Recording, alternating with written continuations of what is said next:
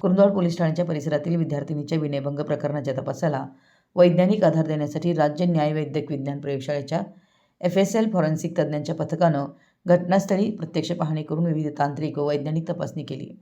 यावेळी तपासासाठी आवश्यक असलेले महत्त्वाचे पुरावे संकलित करण्यात आले। दरम्यान पालकमंत्री प्रकाश आंबेडकर यांनी या प्रकरणाचा सखोल तपास करण्याचे आदेश दिल्यानं पोलीस प्रशासनातर्फे तपासाची चक्र गतिमान झाली आहेत। फॉरेन्सिक पथकानं सर्वप्रथम घटनास्थळाची बारकाईने तपासणी करून तेथील परिस्थितीची नोंद घेतली। त्यानंतर संगणक कक्षासह संबंधित ठिकाणांचे छायाचित्रण व व्हिडिओ चित्रीकरण केलं। घटनास्थळावरील बोटांचे ठसे, स्पर्शचिन्ह, सूक्ष्म भौतिक पुरावे तसेच तपासासाठी उपयुक्त ठरू शकणाऱ्या विविध वस्तूंची तपासणी केली।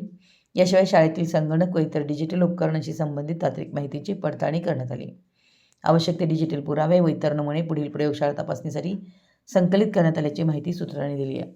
घटनास्थळावरील प्रत्येक पुरावा वैज्ञानिक पद्धतीने जतन करून त्याचं दस्तऐवजीकरण केलं आहे।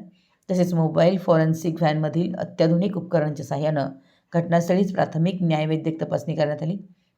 या तपासातून मिळालेला अहवाल आणि संकलित करण्यात आलेले पुरावे पुढील तपासासाठी महत्त्वाचे ठरणार आहेत।